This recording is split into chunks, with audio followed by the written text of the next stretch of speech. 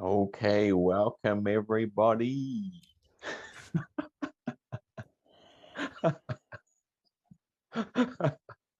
Everybody's here. The whole world is right in front of me. Well, welcome everyone to the last Christmas movie talk for our movies for Enlightenment talk for December. Now, what I absolutely love about this movie is a beautiful demonstration about opening to our intuition. And this is probably my most favorite topic to talk about because it's the most natural and the most, it's a common experience for everyone. Because the main question I seem to receive around intuition is, I can't hear guidance. What is intuition? I don't seem to have intuition. And I'm here today telling you that yes, you do have intuition. You are always hearing guidance because it's really impossible for you not to hear guidance, otherwise you would be an ego, since the ego is the only one that cannot hear guidance. But because you are an infinite being, the intuition, you can say, is basically the essence of your being, so it's always a part of you. Especially for me as well, when I was growing up, I remember many synchronicities happening, and there were things that would happen. I'd be like, whoa, that was perfect timing. Or I would pick up the phone and they would just ring me as soon as I was picking up the phone. And these are little classic examples of, synchronicities and you just being in the flow regardless of what the ego tells you. Because the number one thought, the number one suggestion that the ego seems to suggest over and over and over again is, you are out of the flow. You are getting it wrong. You are getting it right. The ego is always thinking in dualistic terms, but we will come back to that later on. And so, speaking about intuition, this movie is going to be a beautiful illustration for you to basically get an understanding of what it's like to begin your spiritual journey. Because the main character, which is the female character, I don't know her name, but the female character in this movie is basically going to illustrate to all of us today about opening up to our intuition. She's currently living a job where she's not really happy. She likes to sing. So a lot of people in the here today are also musicians and love to sing as well. So this is going to be a perfect movie for them. So they are basically living a job. They're not really supremely happy. They know that there is a better way of living. And their main focus and their main inspiration is really singing and basically wanting to open their heart and sing and share their voice with everyone. But she's, the main character is very afraid, kind of like I was at the beginning of my life. I was shy. I would stumble over my words when I was talking to people. I really didn't like talking to people at all. Just to go out to the supermarket or just to go outside the house was like a big thing for me. So you guys can probably kind of relate to that in your own life, since we go through the same thought systems and we go through the same experiences, which is why we are here together, sharing our experiences and sharing these ideas to kind of strengthen opening to the basics today. And so in terms of opening up to intuition, we really want to, this basically implies unwinding from the I know mind. Because in terms of the world's way of doing stuff, whenever we come at anything, it could be something simple as going to the supermarket. I know where the supermarket is and I know the route to get there. And we are coming at that idea of going to the supermarket with the I know mind, right? This is just an example. And so we hop in our car and we start driving to the supermarket. And then our intuition says, hey, go this way, go this way, go that way, go that way. And we're like, no, I know the way that I normally go, usually to the supermarket, is this way. And so you can see how we're always having the opportunity to listen and follow guidance.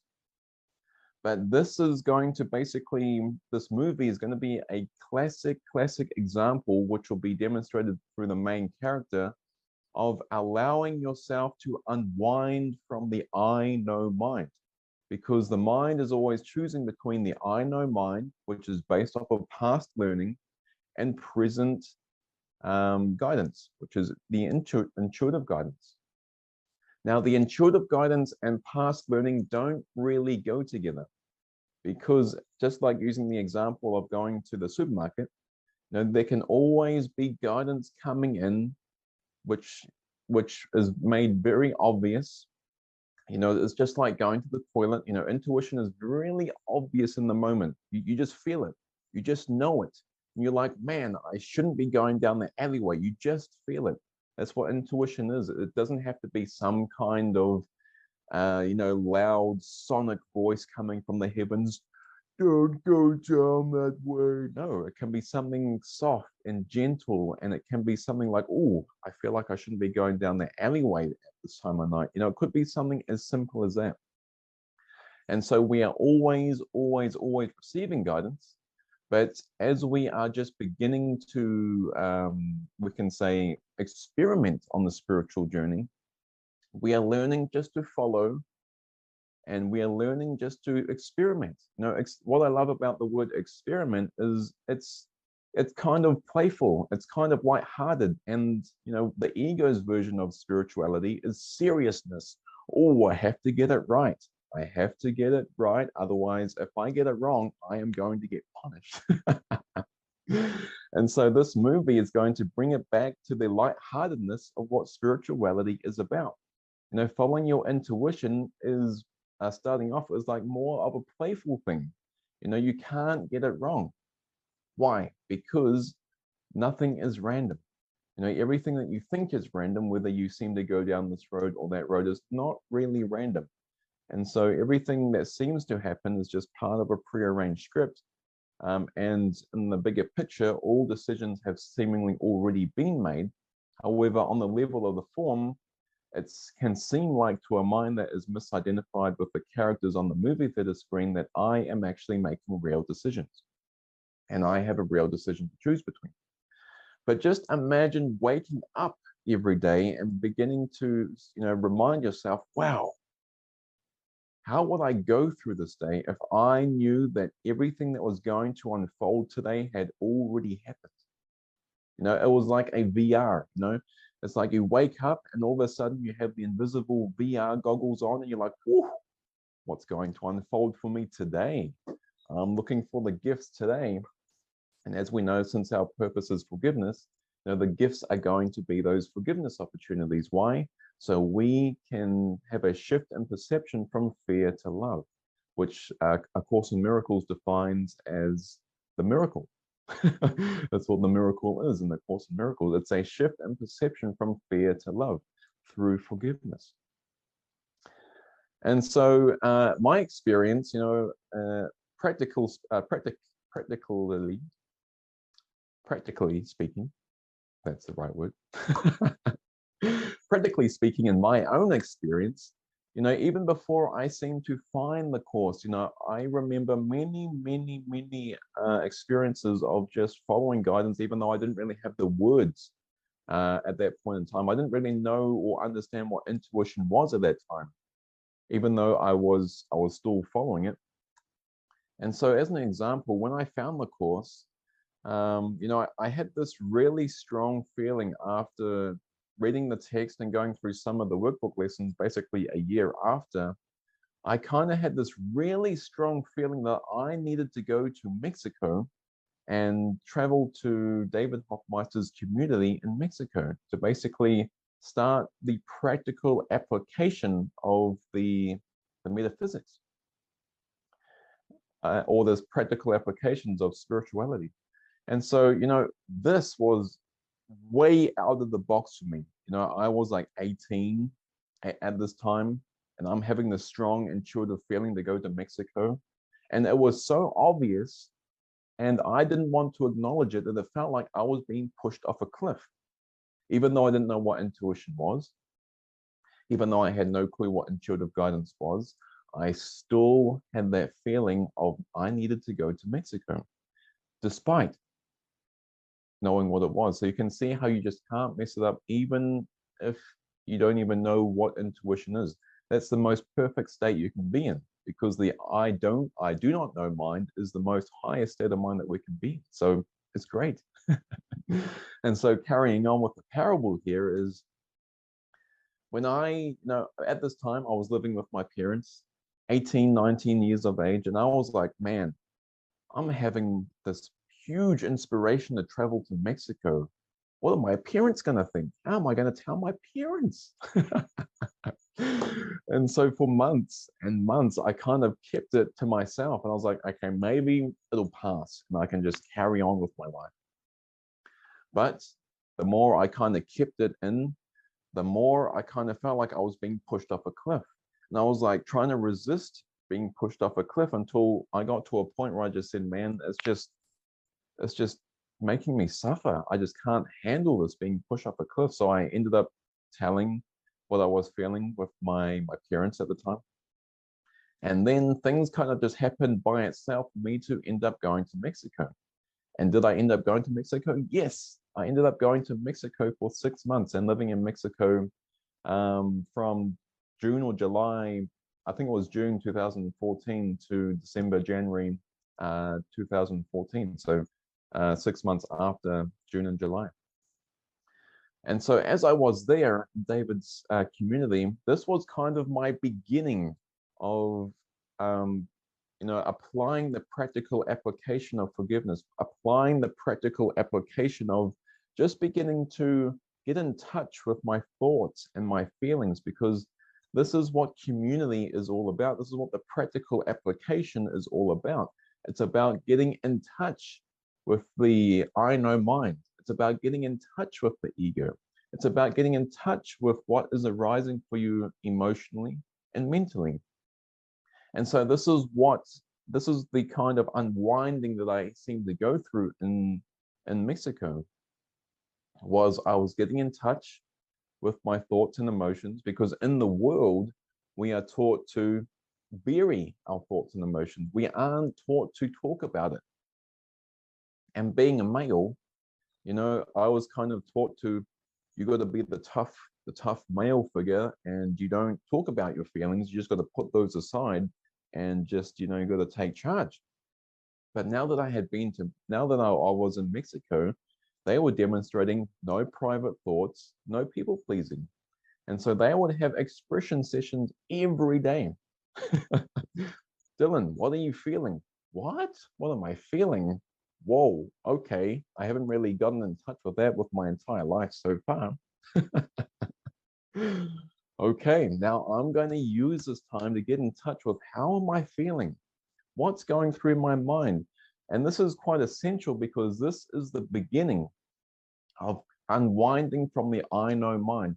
I know how to do things. I know how things are set up in the world. I know. It could be, you see those cumulus-stratus clouds? They are formed through, and you start talking to people, and all of a sudden the I know mind is coming out. And you learn very quickly in community that you get given the steer, like,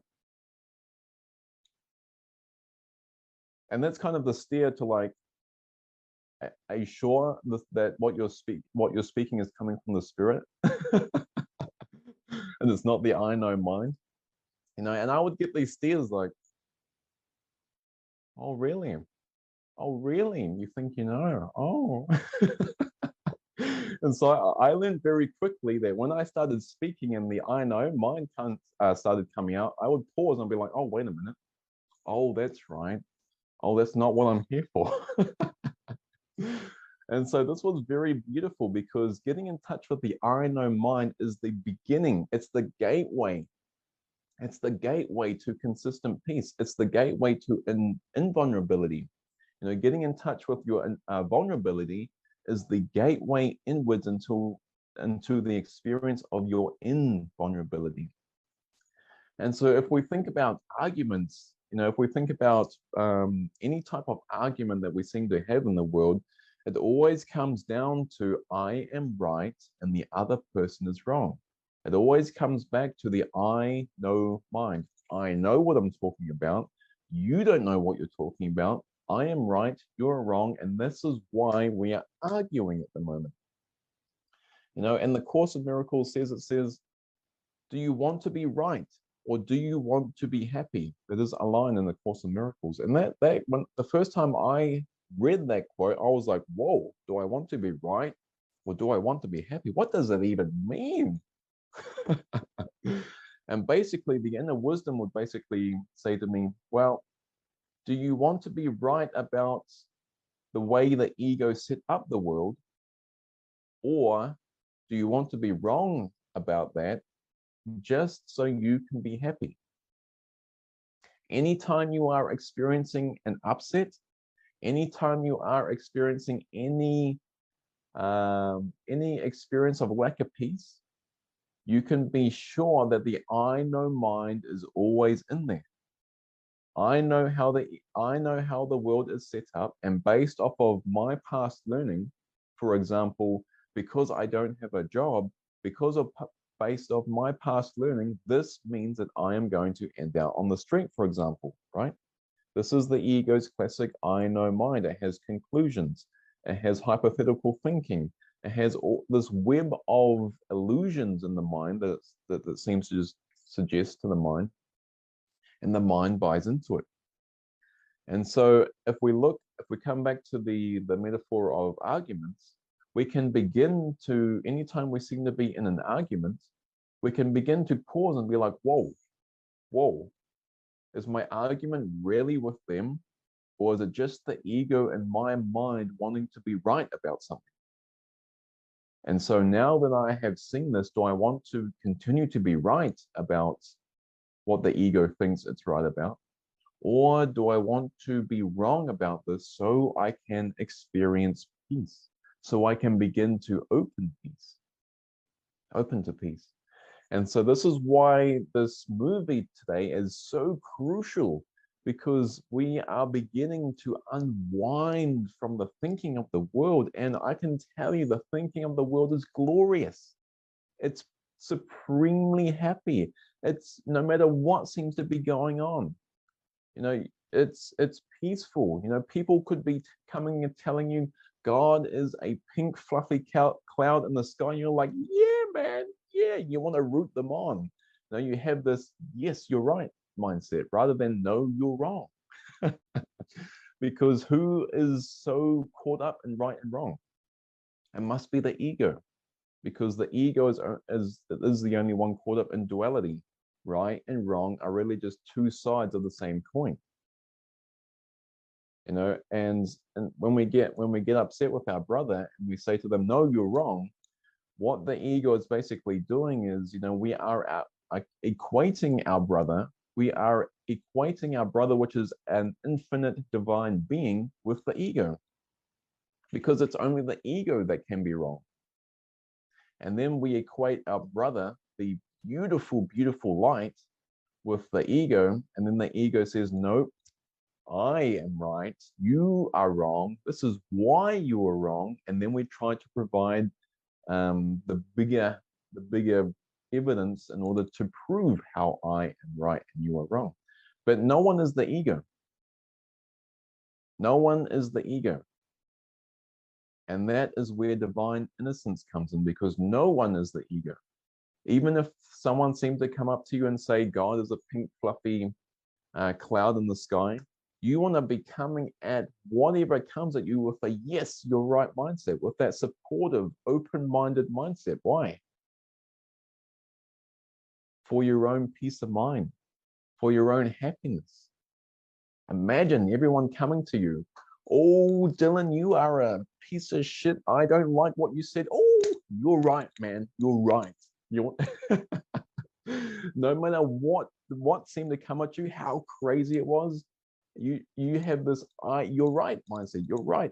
Now they're not right in terms of like the bigger picture, but you are just overlooking the ego in order to connect with what is true about them.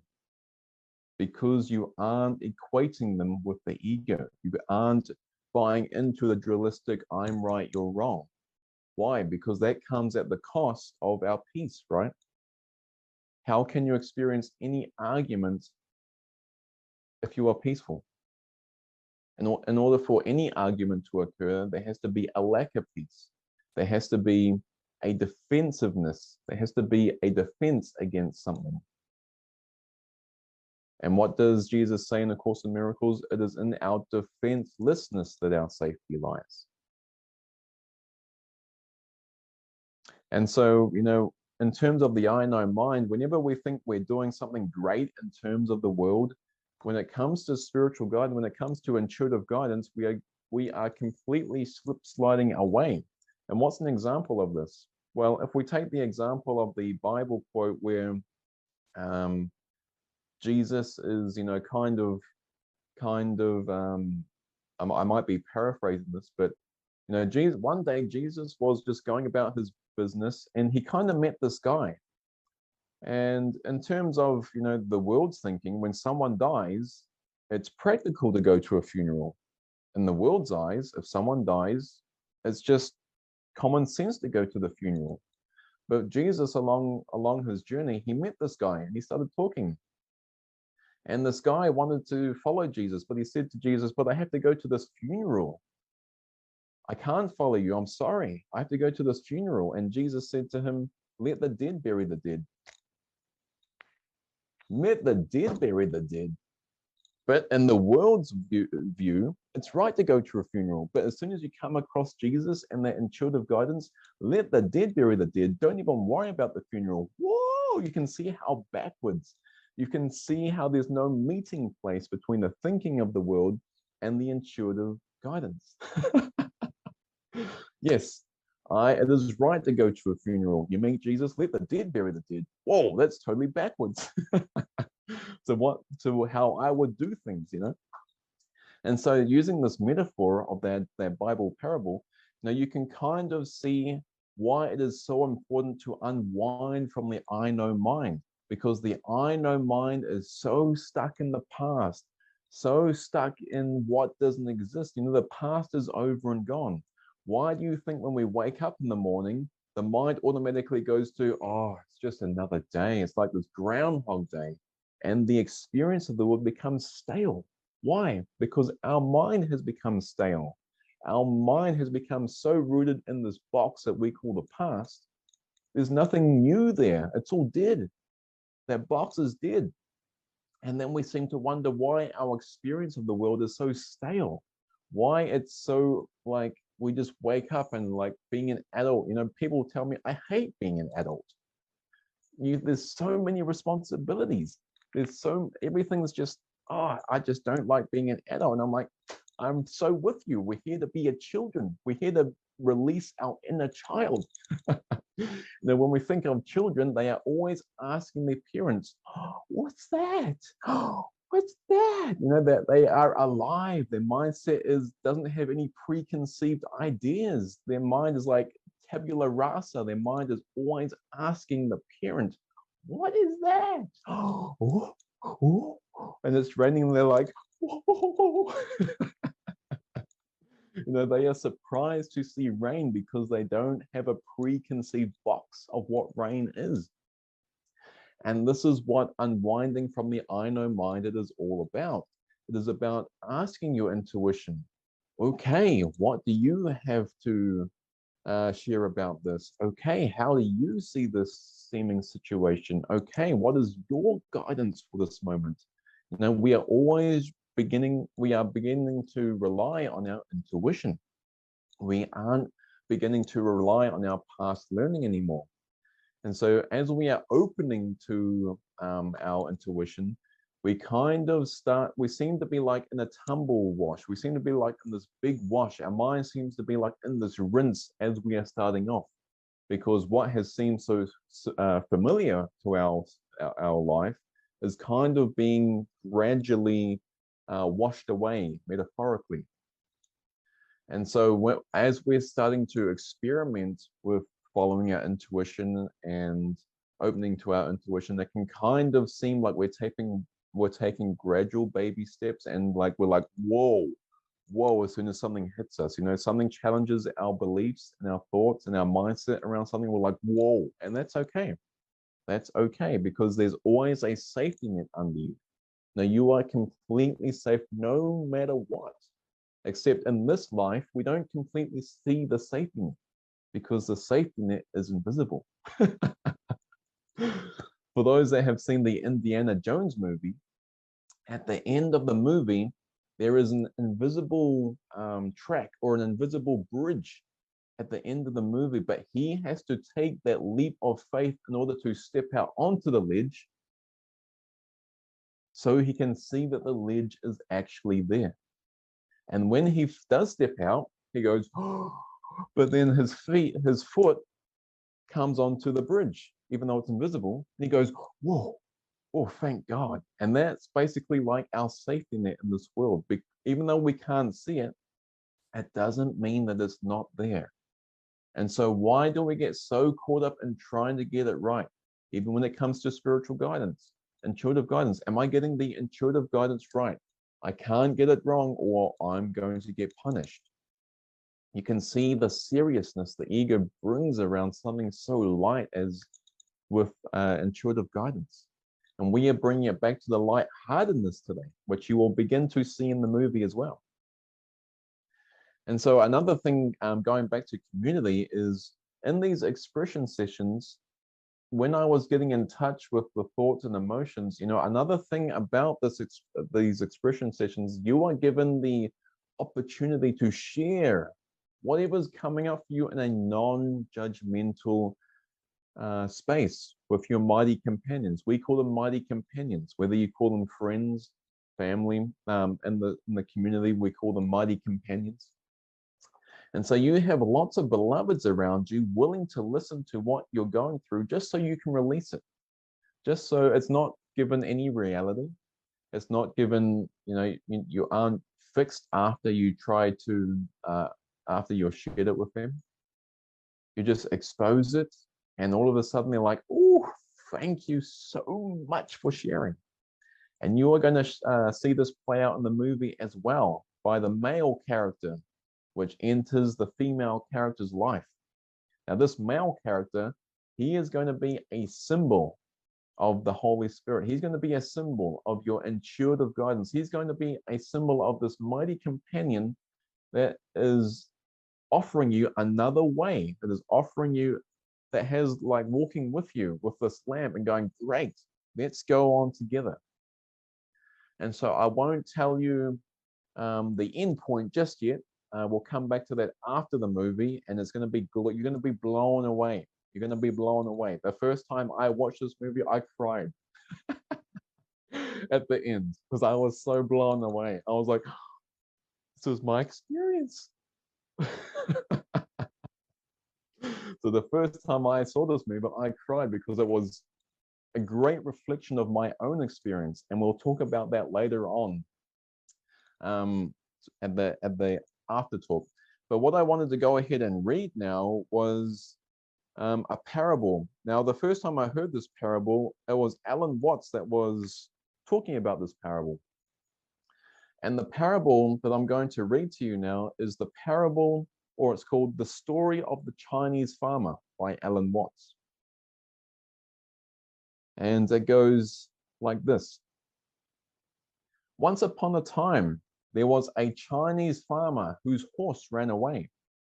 That evening, all his neighbors came around to commiserate. They said, "We are so sorry to hear your horse has run away. This is most unfortunate." The farmer said, maybe. The next day, the horse came back bringing 7 wild horses with it. And in the evening, everybody came back and said, "Oh, isn't that lucky? What a great turn of events. You know, you now have 8 horses." The farmer again said, maybe, I'm not sure. The following day, his son tried to break one of the horses. And while riding it, He was thrown off the horse and broke his leg. The neighbors all rushed around and said, "Oh dear, that is so bad." And the farmer responded, "Maybe, maybe, I don't know." The next day, the conscription officers, which are basically the army, the military people, in the army, they came around. The next day, the conscription officers came around to conscript people into the army, and they rejected his son because he had a broken leg. Again, all the neighbors came around and they said, "Oh, isn't that great?" Again, then the farmer, he said, "Maybe, maybe, I'm not sure." The whole process of nature is an integrated process of immense complexity, and it's really impossible to tell whether anything that happens in it is good or bad, because you never know what will be the consequence of the misfortune, or you never know what will be the consequence of good fortune.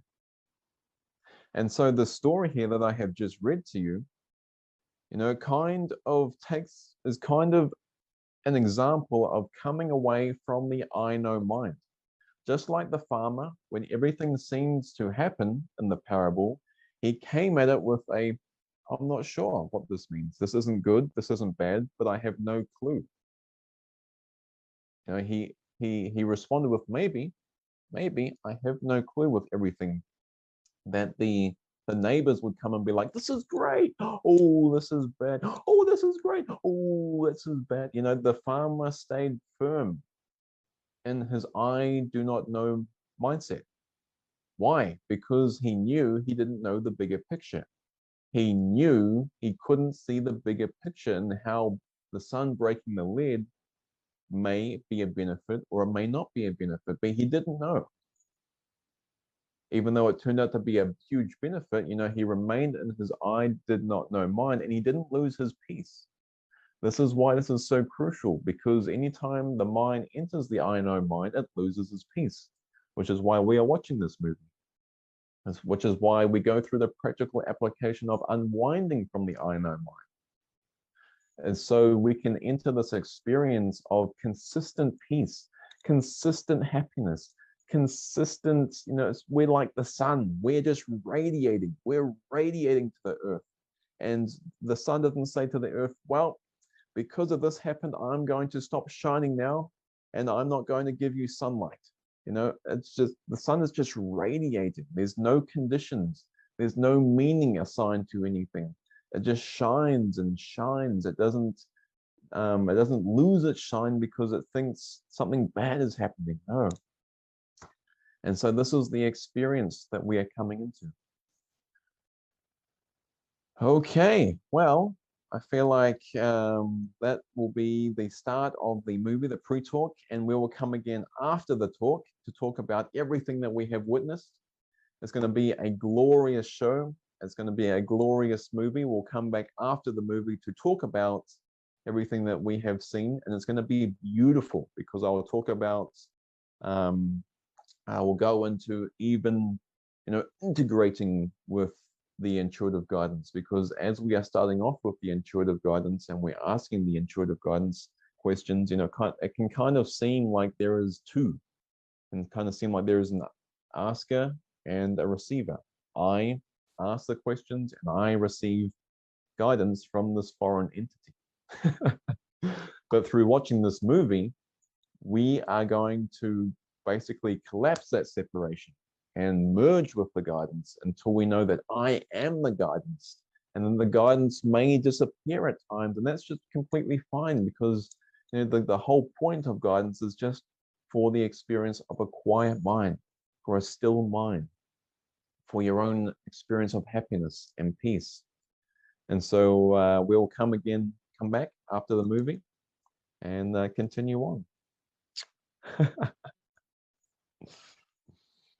Okay, what did everyone think?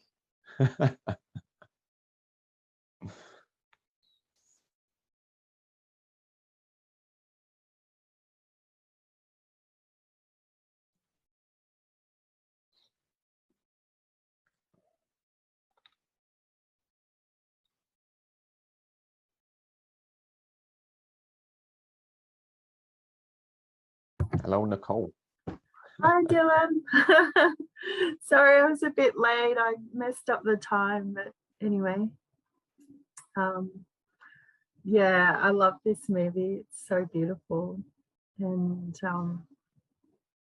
yeah, I think I identified with the main character and just all the struggles she went through, and yeah, the victim mentality, and just how she was able to turn that around, and eventually it was quite touching. So yeah, I could see a lot of myself in her.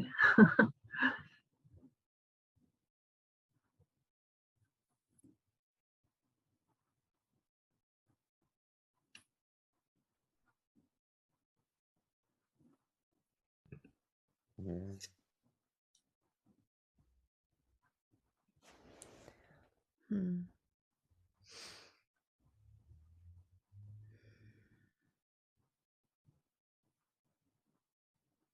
Yeah, very, very touching.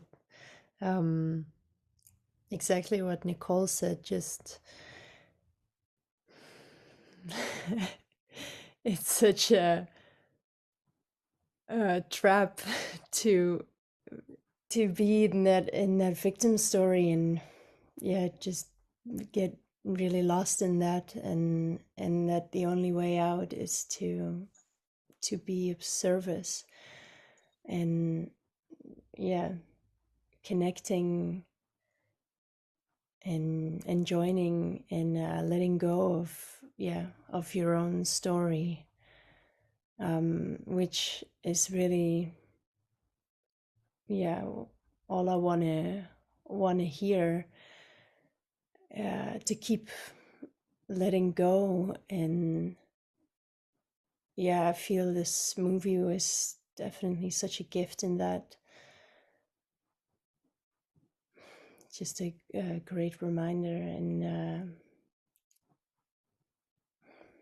so precious. The character, the Tom character, and I loved how he,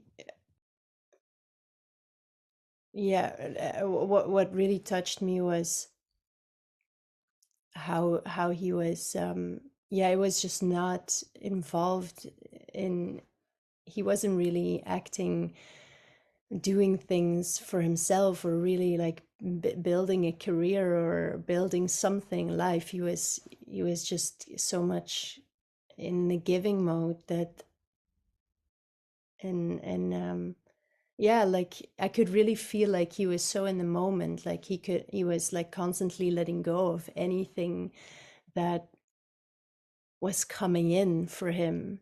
um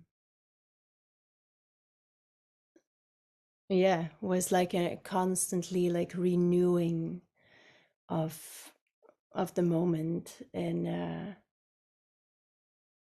it's like, wow, yeah, I could feel that there is this true helpfulness, truly helpfulness,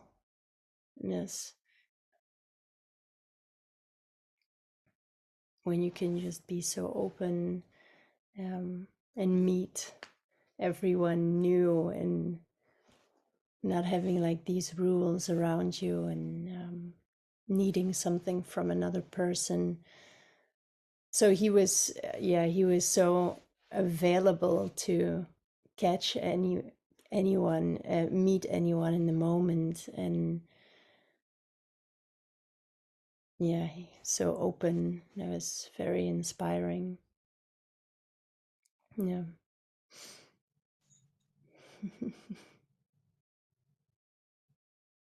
Yeah, thank you.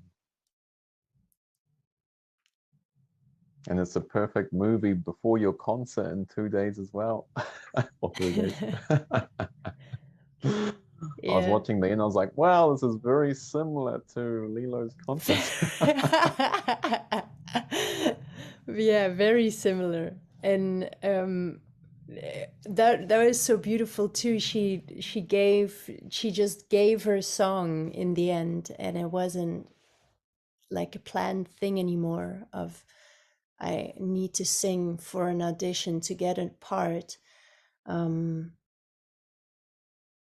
even I can sing well, so that's what I'm going to make my career of, or something. It was just being reused.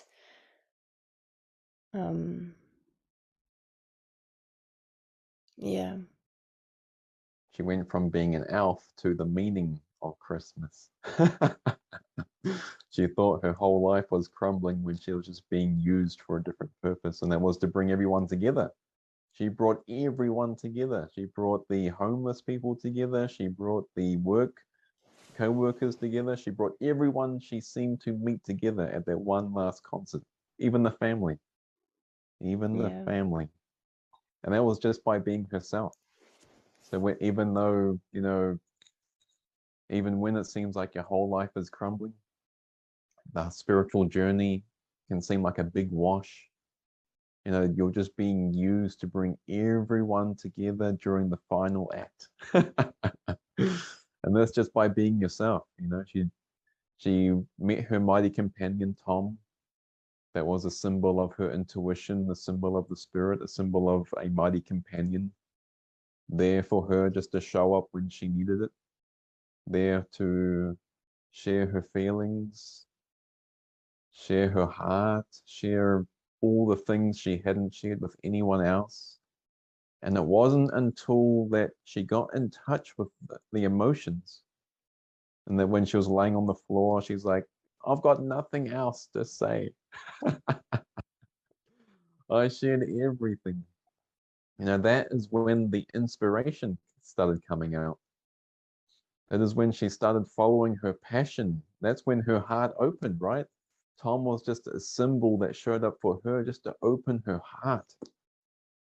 And how did her life change from that? She started giving, as you said. She started being of service. And that's what Christmas is all about.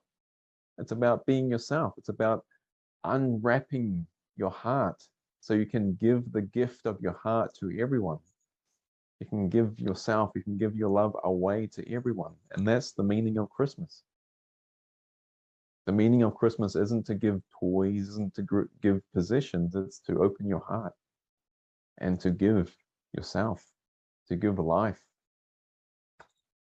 And that's beautiful because, Lilo has a concert coming up in 3 days on the 8th Belgium time, or the 9th New Zealand time at 8:30 a.m. my morning. And that's just the way she's being used. Life is just coming together, orchestrating everything so everyone can just come together, no matter how many people are there, and just to give the song, just to give the love. And it's that love that brings everyone together.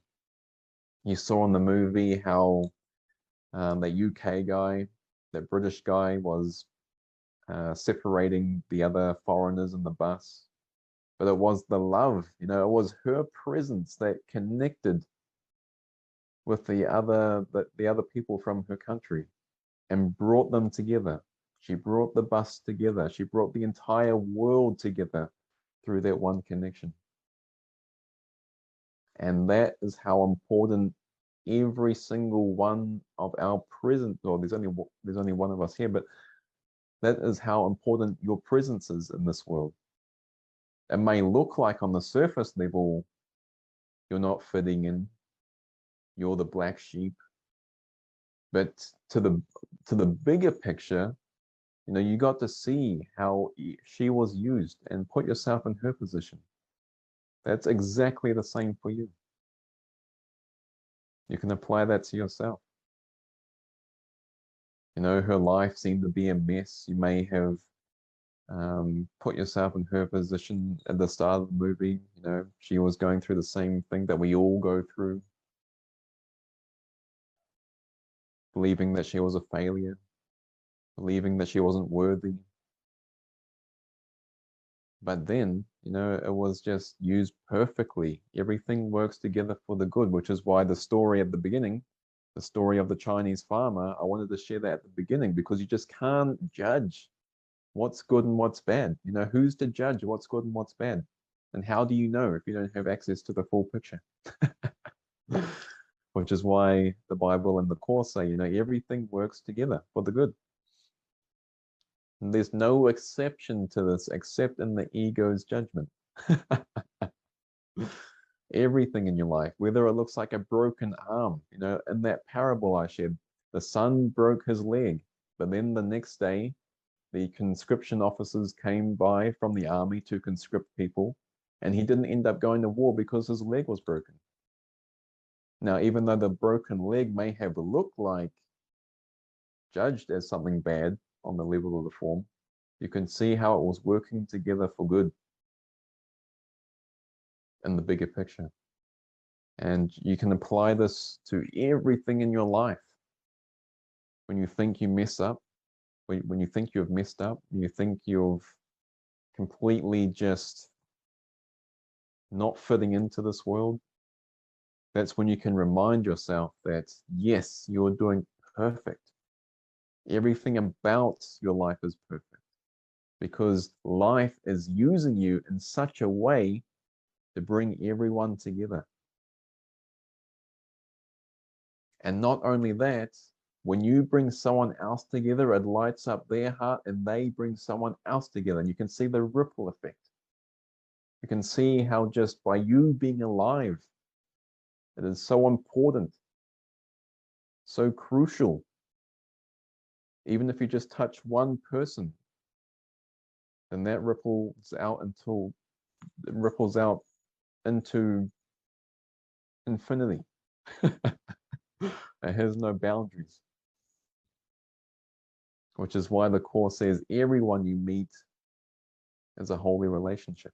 Why? Because it's crucial. The light that you extend, whether it's just a smile, whether it's a small gift, whether it's just cooking breakfast for someone, that's the meaning of Christmas right there. The love underneath the actions.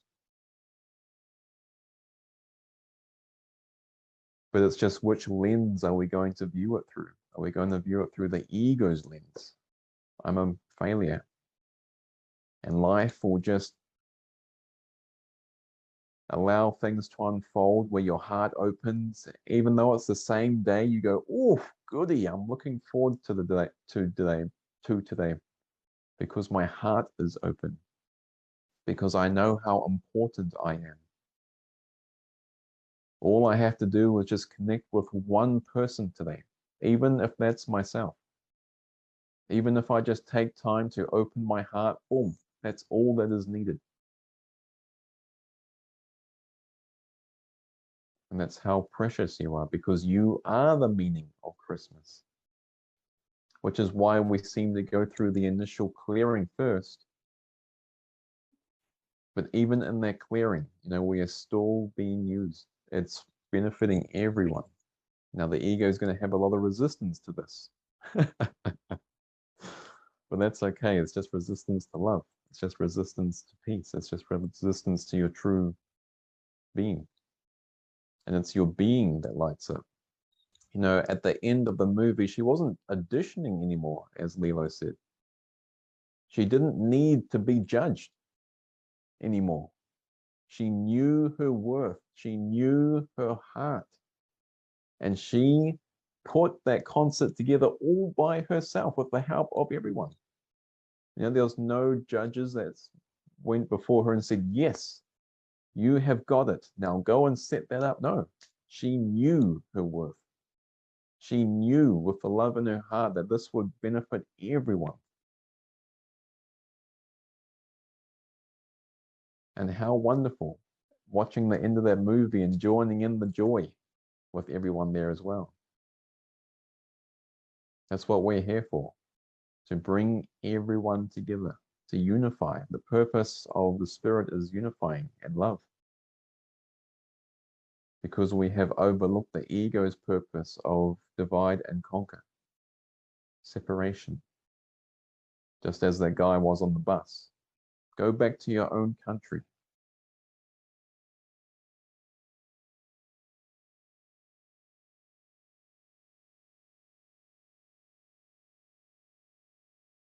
It's a very simple Very simple movie, with a very simple message, but it's enough just to open your heart. Just watching Kate go through everything she goes through, and then knowing that you've been through the same thing. And just knowing that you can't mess it up, because life always has you. Life is like that safety net that you can't see. It's just like the wind. You can't see the wind, but you know it's there as it brushes against your face. You can't see love, but you know it's there when your heart starts to burst open. And all the signs and symbols show up for you every day just to allow this love to pull forth. Or if it doesn't, then that's just a forgiveness opportunity, so the love can pour forth next time. It's very beautiful. It's beautiful. Does anyone else have anything to add?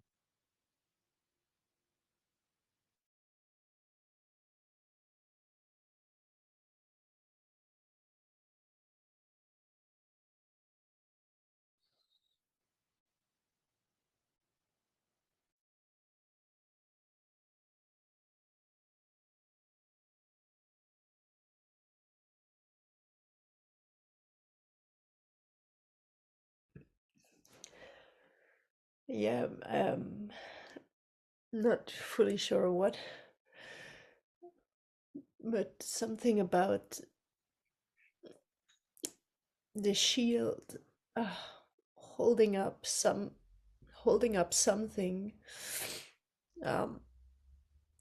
yeah, some kind of judgment is so, feels so limiting.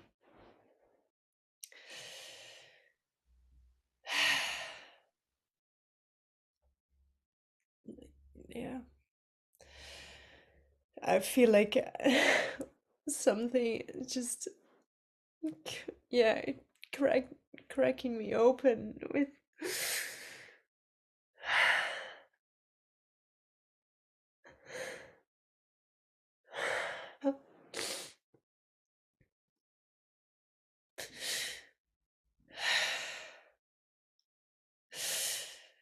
yeah.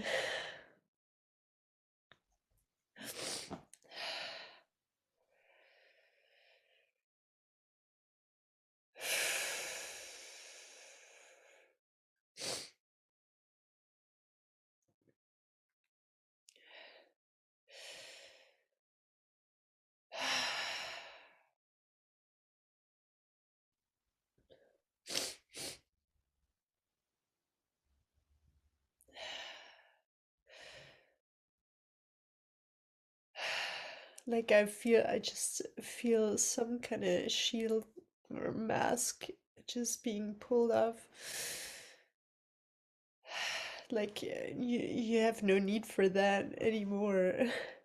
Stop holding on to it.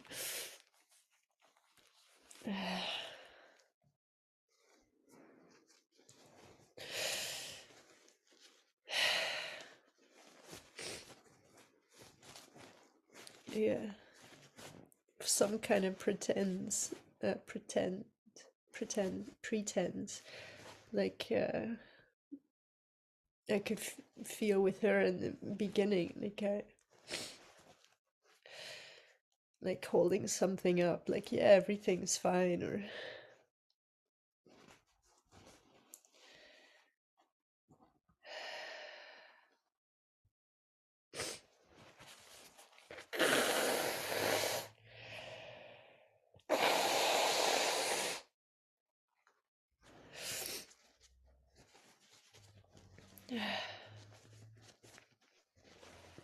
Yeah.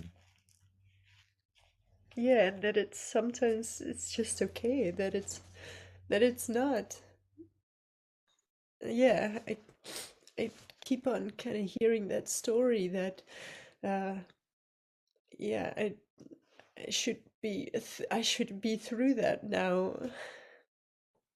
There's yeah, there's no space anymore for yeah, it's just some harshness.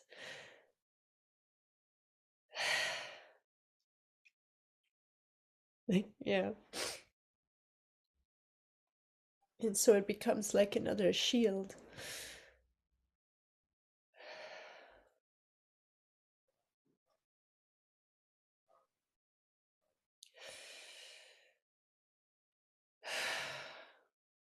Yeah, I've this theme of humbleness has been up for me over the past 2 days, and like, what is true humbleness?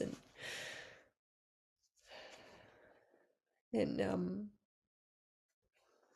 I heard David say something in a talk about that for a long time he wasn't being called to speak, or he kept hearing from the spirit that he wasn't really to speak because he didn't have really truly anything to say yet, in terms of teaching, in terms of sharing, and that was tied in with that theme of humbleness, and just kind of let the wash happen, and then I can truly speak through you. um and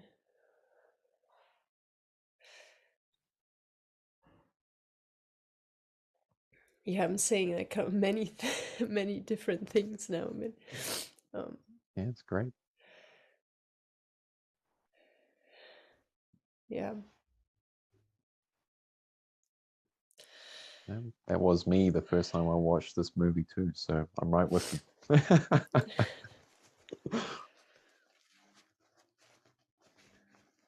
Yeah. First time I watched this movie, at the end, I just cried and cried and cried and cried. Nigel coming up and licking my face. Yeah.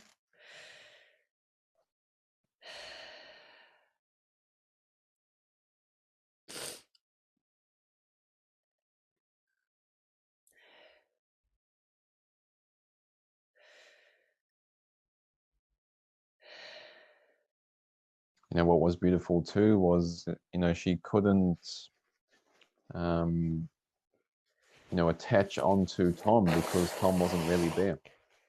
You know, and it's like when we're opening up on the spiritual journey, you know, we want to have this relationship with our intuition, with our inner wisdom, with Jesus, with whatever name you want to give it.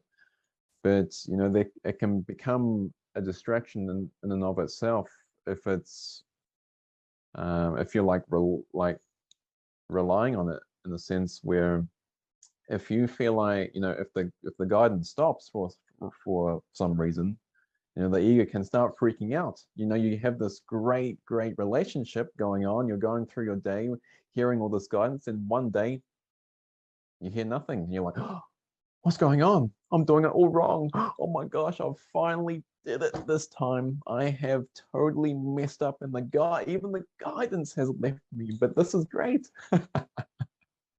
You know, because the purpose of guidance, as I was saying on the pre-talk, is just for that still mind.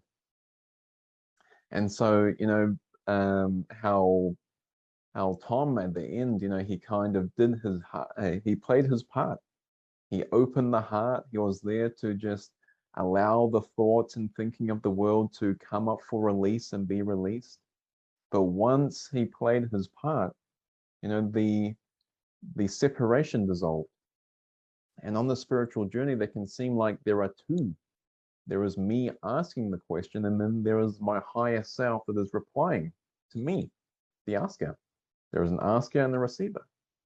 But there has to be a time where that dissolves into the oneness, where you become the guidance, where you become the stillness. And so you'll find that you might experience moments where you don't even receive guidance anymore because you don't need it. And that's a beautiful thing, because you know the ego will use the guidance in a way of when the guidance stops coming, it'll start freaking out because it'll still come up with that core belief of wrongness. Wrong. You have messed something up, and now even the guidance has left you. And that's the beautiful thing, because if you want to a really in-depth series on this, you can go ahead and listen to my podcast, Divinely Guided Podcast, which is on my website. It's a 3-part series where I go into depth in 3 parts with this, if you want to know more. But basically, you will experience, you'll be on such a roll where you'll be hearing all of this guidance coming through, but all of a sudden, you'll experience these moments of just peace. And that is the most beautiful thing as well, because that's what the guidance has always been about. The guidance hasn't been about having a better life in the world. The guidance has never been about achieving something in the world. The guidance has never been about building a better self in the world. It's just for your own peace of mind. And so the most beautiful thing at the end was, Tom kind of leaving, even though he didn't really leave. He basically said, now that you have opened your heart, look after it. Look after my heart. We're together now. Use your heart to extend everyone you meet now. We will be together in that love, and we will be loving everyone together. So it's not that Tom really left at the end. It's more that they became one. Because there was no need for the separation anymore. There was no need for the asker and the receiver anymore. They became one in love. And there was just love now. There wasn't even a Kate. Her heart was so open. She was so unified. She was just doing everything for everyone. Which was a huge contrast to the beginning of the movie, where she was self-centered. Not in a bad way, but just in terms, the ego was self-centered. It revolves around itself. What can I get out of this? I need this, me, me, me. I have this problem, I'm such a victim, me, victim, victim, victim. But all of that dissolved when she kind of turned her attention outwards to everyone. How can I serve everyone? And for those that don't know, Leela has a concert coming up, as I said before, in a few days' time. And she's being used in the exact same way as Kate, just bringing everyone together, just to share the love. And that's the most beautiful thing, because the most beautiful thing is just to show up as yourself every day. You are being asked just to show up as yourself, no matter how that looks like. Life can use it all, whether the ego judges yourself as a failure, or whether the ego judges yourself as a success. You just show up as yourself, because it's the love in your heart that will light like a match. You can light another match just by having one flame. You can light many candles just by having one candle lit. And all of a sudden, since your candle is lit, you light other candles just by being yourself. And all of a sudden, you have this room full of lit candles. And you're like, whoa, where did they come from? Because before you didn't see it, because only you were lit. You were the light of the world in a darkened world. Everything seemed horrible. Everything seemed like it was lost. But you were lit, and that is the only thing that matters, is one. Only one candle has to be lit in order to light the rest. Now you see why you're here. Now you see why you seem to be here on earth with everyone. It's so the universe, it's so Jesus, it's so God can light others through you. That's your whole purpose. And that could just be with a smile. Doesn't have to be anything over, doesn't even have to be any action. It can just be with a simple smile. All of a sudden, it could just be by ringing someone and they don't pick up. You ring someone. Why am I ringing someone? Oh, okay, let me just ring someone anyway. They're going through they're going through contemplating suicide. They're asking God for a sign. Then all of a sudden, you're ringing them after they have just asked for a sign. And then all of a sudden, that turns their whole mindset around. Oh my God, my phone is ringing. After I just asked for a sign, oh my gosh, what have I been thinking? They've changed their whole life. Or you don't know how you're being used. Even if it's something as simple as ringing this person and they don't pick up. Now you can't judge that, can you? Because it's very easy to go, oh, they didn't pick up. Oh, I wasn't hearing the guidance. But you don't know. You truly don't know. And that's why at the beginning of the pre-talk, we were unwinding. I was talking about unwinding from the I know mind. Because if you receive guidance to call someone and then don't pick up, you have no clue how that's being used. But it's very easy for the ego to jump in and be like, well, you must have misheard something there. But we don't know. We truly don't know. And so I just want to end, with just reminding yourself how important you are this Christmas. This reminds me when I was going through my unwinding, and the normal here in New Zealand is when you go to someone's house for Christmas, you bring presents. But I was going through the Course in Miracles and I was going through my workbook lessons, and I did not feel intuitively guided to show up with a present. So you know what the ego does? Ooh, you're going to be judged. So I had to go through my own inner healing. When I would show up at a birthday at a birthday party or a Christmas dinner without any presents.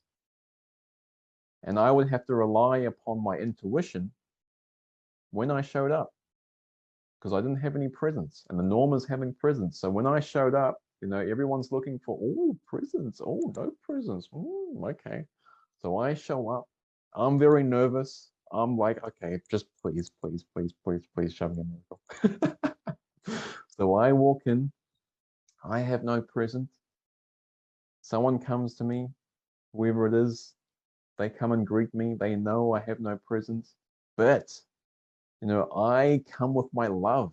And I come with my attention. I come with my candle lit, ready for anything, open, like a little funnel. Use me, please use me. And that is my presence. That is my present. My presence is my present. Just as your presence is your present to the world. That is the true present. Even though the intuitive guidance may be going against the norms, going against the traditions of, showing up without a present when the norm is showing up with a present. It's just being used for the whole. It's being used for the whole universe. Just to open your heart. Everything is just being used. So you become a fully present presence, extending your gift to the world without any fear.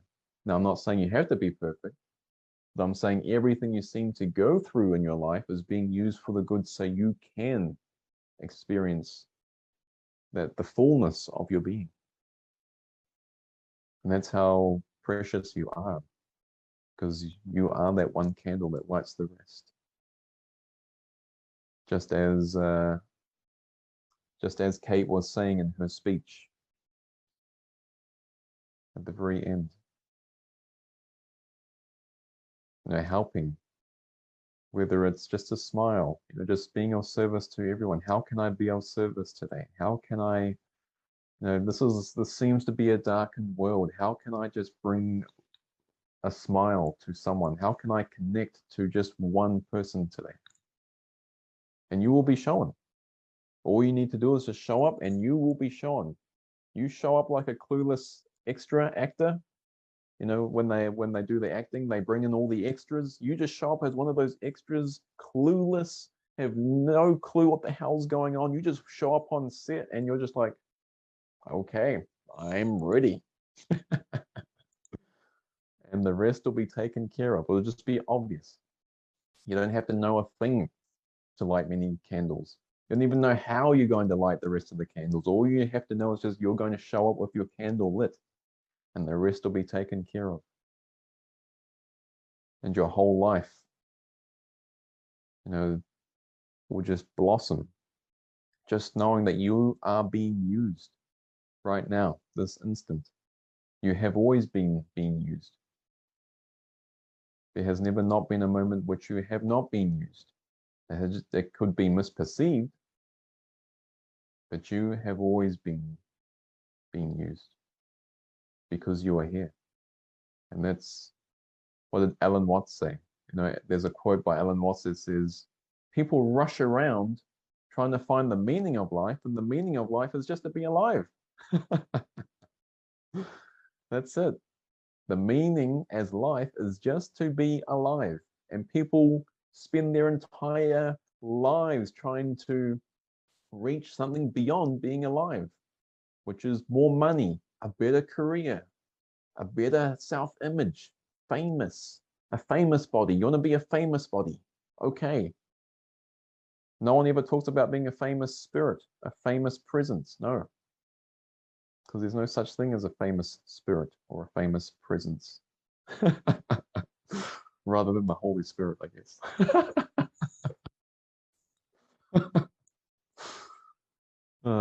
Anyway, thank you everyone for joining us for this very beautiful movie, which I just, came in to show with a very, very simple Christmas movie with a very simple message. But we can use this to just allow ourselves to rest and relax in the present, right here, right now, knowing that our candle is lit. And as we go forth from this talk, we are going to just not know how we're going to light the rest of the candles, but we just know that we will be used. You are loved, and I love you exactly as you are. You are loved exactly as you are. Life doesn't want you to change. Life just wants you to show up as yourself, just as Kate did. Kate just showed up as herself. Even though she thought she was broken, it was all being beautifully used to bring everyone together at the end. You are the meaning of Christmas. You are Christmas. You are loveness. You're the loveness. Okay, everyone. Thank you for joining us. I love you. I will see you when I see you. I'll see you in your heart, because your heart is mine, and look after it.